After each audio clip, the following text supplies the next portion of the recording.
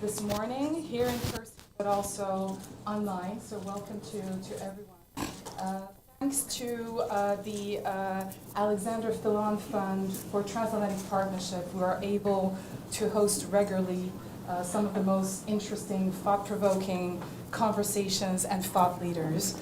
So I want to thank our colleagues, our partners, for allowing us to do this regularly, and I'm absolutely thrilled to have Senator Ruben Gallego with us this morning to discuss many critical issues in political and geopolitical context. As you know, GMF is a transatlantic nonpartisan organization. Our role today, and I know this resonates a lot with you, Senator, is really to shape a transatlantic relationship that is fit for the 21st century. The old playbook does not apply anymore, and so it's about being innovative, creative, and shaping a modernized transatlantic partnership so that Americans and Europeans can address some of the most pressing issues. GMF focuses particularly on security and defense, on trade and tech competitiveness, but also on how the shifting global order and shifting alliances are also reshaping the transatlantic partnership as well. I'm also thrilled to have you, Senator, because you are an alumnus of GMF. And so one of my mission here as I begin my tenure as president of the German Marshall Fund is really to have more of our alumni part of our policy conversations, because you bring a lot. You bring a lot to GMF and you bring a lot to the broader transatlantic conversation. And I remember, because people still talk about you, when you finished the program, which was called the Transatlantic Inclusion Leader Network of GMF, you actually hosted in Phoenix, Arizona, the reverse, which is the European delegation of the Marshall Memorial Fellowship, and people still talk about that. So I know because I took him to some good Mexican restaurants. That's why. So that's why. So that's probably why. But I think these people-to-people connections 100%, are absolutely critical. And so that's also something we're doing with my colleagues here in Washington and in Europe, is really to put the emphasis on the next generation, because they are the next leaders of the transatlantic relationship. And so these types of engagements and giving back is really important. So I wanted to thank you for that. With that, Senator, I wanted to briefly introduce you, because you have a very interesting journey, and that explains why you are, in this position today. Throughout your different position in Congress, you have been focusing on many critical domestic and foreign policy issues, national security, veterans issues. Yourself, you are a Marine Corps veteran, and that, I think, has certainly shaped the way you see the world and the role of the United States in the world and in alliances. You became the highest-ranking Latino on the House Armed Services Committee. You were the chairman of the Baltic Caucus, and you created the Baltic Security Initiative, which also resonates with a lot of the work we're doing here at GMF. And then in past November, you won one of the most hotly contested and closely watched major races in the United States, i.e. Arizona. And you became Arizona's first Latino senator.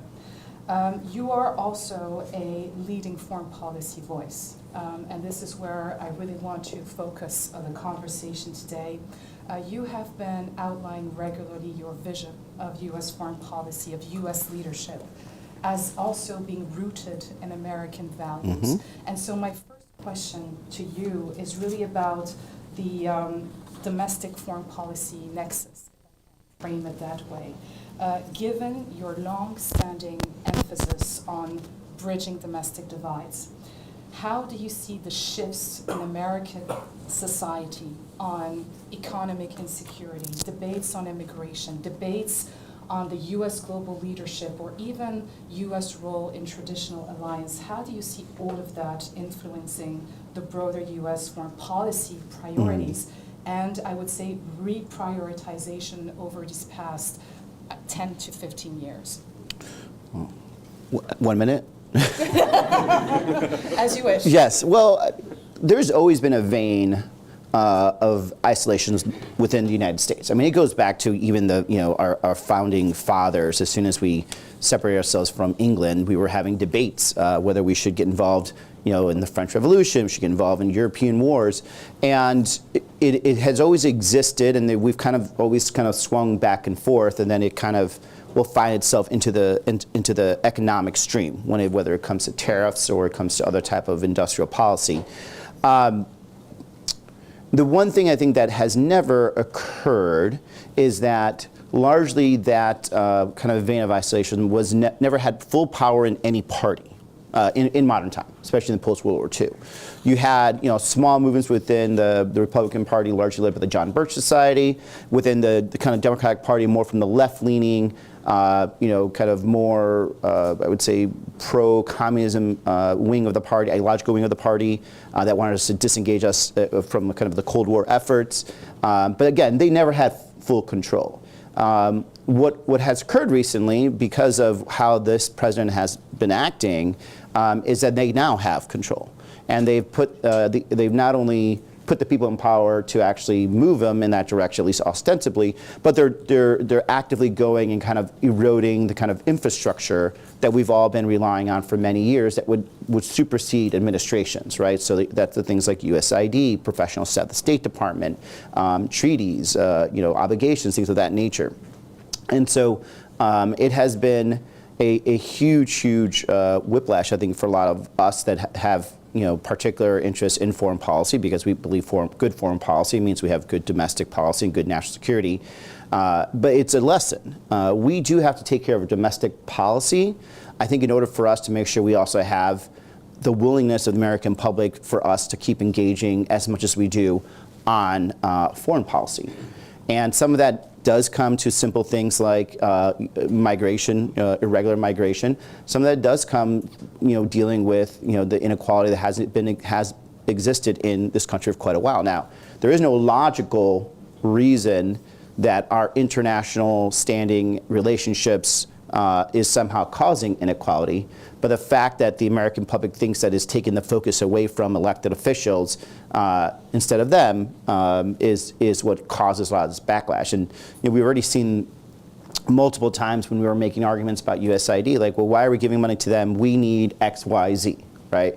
And the argument is very simple, but the answer is actually not very simple. What I hope will occur, and I think you're starting to disengage. It's impossible to disengage from a world that we're very much. Germany, we went to London, and in there we had engagements with government the whole time. And what I saw was this opportunity with some of my Republican colleagues where they were actually making connections with these foreign politicians and ministers. As a matter of fact, some of them just recently were back in town, and I'm not jealous, but they didn't reach out to me. But they did reach out to the Republicans we introduced them to. So this is something that we're going to have to continue, I think, really investing in the time of Trump. Making, politics needs to be personal. Well, foreign policy, I think, needs to be personal too. And I think that will help us kind of survive this big and unfortunately a bump that exists right now. Thank you. Thank you for that. You've mentioned your trips to Europe. I want to get to the core of what GMF does, which is the Transatlantic Alliance and the transatlantic relationship. And there seems to be, beyond the heightened debates on the Transatlantic Alliance that you're having here, but also partly in Europe, a sort of consensus that we need to move towards a more balanced transatlantic alliance. Yes. And you said so, yes, the U.S. cannot disengage and is realizing day after day. And U.S. crisis diplomacy is still vital and critical. But at the same time, Europeans need to step up, and they need to step up for their own security and defense, i.e. Ukraine and the recent conversations we've been having. So what's your vision on that? I would rather talk of responsibility sharing than burden sharing. Yep. I don't like the word burden sharing because it's about taking responsibility right. and sharing this. What's your vision? And does that make today bipartisan consensus between Republicans and Democrats. Yeah, nobody wants to be a burden. I mean, exactly. if you're in a relationship, you're the burden, you're in trouble, right? But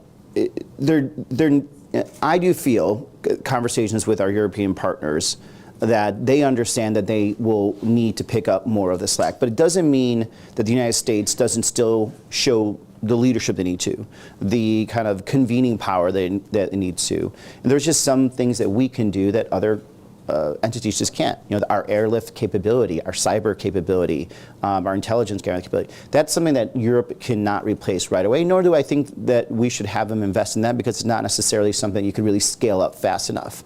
But what we do want to see, I think, is an understanding that European defense is integral to Europeans as much as it is to us. And that it's not, it's not just a bunch of countries that are putting together 2%, 3% of their GDP, but there's an actual vision of real European integrated defense, which we're going to be a part of no matter what, but that is not solely dependent on hundreds of thousands of American troops having to surge through Western Europe in order to meet the mark. At least for a lot of us too, as you mentioned, I worked on the Baltic Security Initiative, and it was a security initiative that I created with another Republican named Don Bacon. If you ever have a chance to get him here, he's a great person too. And that was after talking to some of our Baltic allies about what a future war would look like. This is prior to Ukraine. And one of the things that we identified was that Russia likely would actually just push through the Baltics and just hold ground and sue for peace. And then basically challenge the U.S. and our Western lines to basically go into a kinetic confrontation with Russia, and betting that we would not be willing to do that. And so one of the things that we worked with our Baltic allies on was that we will give you money to help become more, I would say, dense, so they're not as easily to cut through. But you need to do this in a manner where I don't want to be paying for the Lithuanian Air National Guard, the Latvian Air National Guard, and the Estonian Air National Guard. You need to have a real idea of your joint defense, because when Russia comes, they're not going to step any of your borders. That's a really good example of what we need to be looking forward into the future. And I think we have a really good opportunity with the addition of Sweden and Finland. We have some very great capabilities, a very dedicated front that goes from the Arctic Circle down to the Aegean Sea, but now to move it to actual functionality. And I think if we have some movements to actual functionality and capabilities of a European defense initiative, I think you'll build more confidence. And the days of talking again to some of my friends across the Atlantic, the days of, I think, the Americans being afraid of Europe having their own capability and ability to deter without us is no longer a fear of us. And I think largely because we are still value aligned, versus in the past maybe we weren't, but I think we are very much value aligned, that we're not afraid of a strong European military capability. Thank you for that. I have if you guys are wondering, I have a 24-month-old, and she was in bed with us last night, so Yeah. You guys aren't boring me. You're good. I've experienced that Yes. as well, so no worries. So we're, in June there's this NATO summit coming up. I like the way you framed it, which is it's less about how much you spend, but how you spend, right? And so a related question to you is, you're saying the debate, the way the U.S. looks at a European pillar within NATO is shifting. Does that also apply in terms of Europeans having also to invest in their own industrial base? Because this is where it gets sticky, right? It's Europeans. Oh, no. We're Americans. We want it both ways. We want you guys to defend yourself. We want you to buy all of our weapons. But to be honest, I think there is a way for us to actually have it both ways, where we have co-production. And some of it has to also be a trust-building exercise, because a lot of our allies are afraid of the so-called kill switch. That if we disagree with you on your actions, that we're going to disable some capability, which at least when looking at the F-35, that doesn't exist, or anything else. But doubt is there. And so the best way, I think, to reduce doubt is to have real collaboration and on some of these systems. And for the problems of the F-35, it is. You will find the F-35 in every part of the country, of the European mainland that is being a part of it, that's being built. But I think going forward, something that will help indigenous industries, become stronger, being able to innovate, is for them to be working with U.S. Companies for some joint programs. And some of them, maybe we shouldn't. There are some very good European platforms that are better than the United States and that are actually work better within the construct of European defense, and we shouldn't fault people for using that. But I think there's a way for us to be able to do both on some platforms, maybe not all platforms. Thank you for that. If we look at the Ukraine conversation today, how do you see things moving forward? Because this again is where you said you used the word co-production. I think there's a need of kind of offshore American and Europeans in terms of finding the best solution for Ukraine, and what role can the Congress play within this context?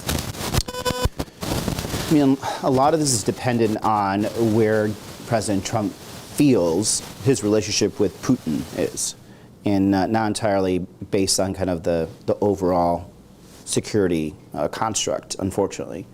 And a lot of the politics that does exist in this country, unfortunately, are kind of people to people, and sometimes it's not really good people to good people.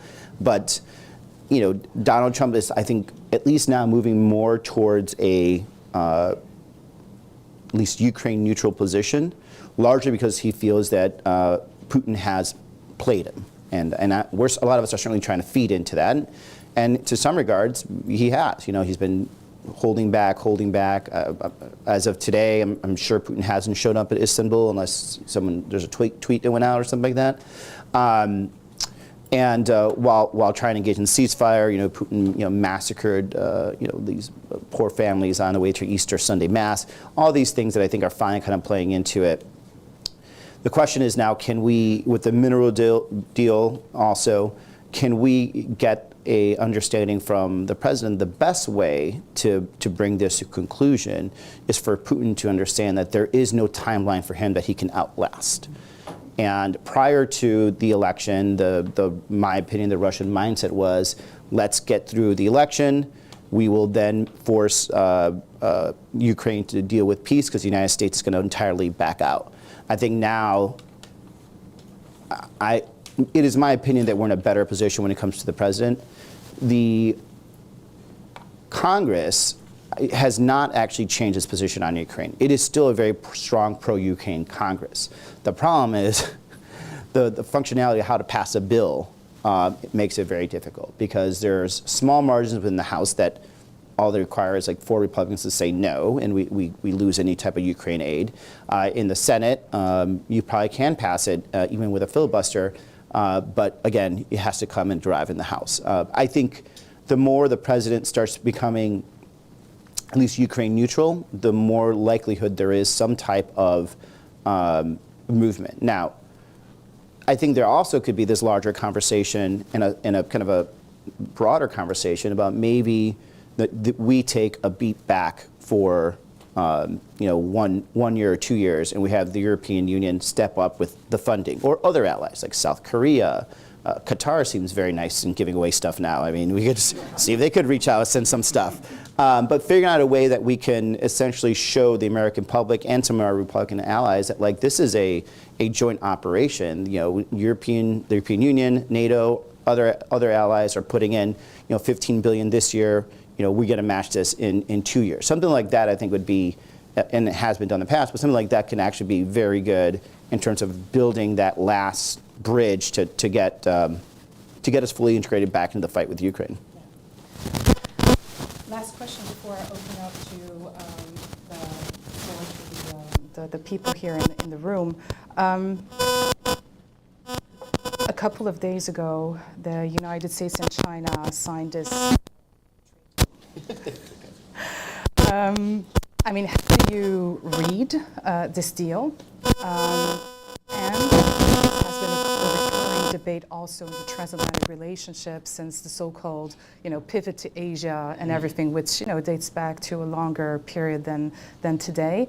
Do you see a role for a partnership between the United States and Europe when dealing with China. Because again, this is, I think, a space where we share a lot of strategic interests, but it doesn't seem that we are truly cooperating. So how do you do first a deal, and then as we look at the years to come, how can we strengthen European-US cooperation in dealing with China? Yeah, I mean, the president absolutely lost that deal. If that was the art of the deal, and he was reading it, he'd call himself a loser. And for the consumer, 30% is not good. Like I have to, as I said, I have a baby coming June 12th, so I'm buying cribs, strollers, and the baby tax is real. And whether we like it or not, 97% of all those strollers that are sold in the United States are made in China. And like, I don't understand what he thought the deal was, because like the consumer is still going to pay that tax. And he folded because he was told by some of the largest retailers in this country that they were 4 weeks away from empty shelves. And the American psyche freaked out about COVID and empty shelves. Imagine what would happen again under his administration, and he remembered that. So he capitulated. China won that round. And worst of all, they learned a lot. They learned a lot about our weakness. They learned a lot about how to manage, expectations, and they learned also that our economic alliances aren't as strong as our military alliances, and largely it's due to this administration.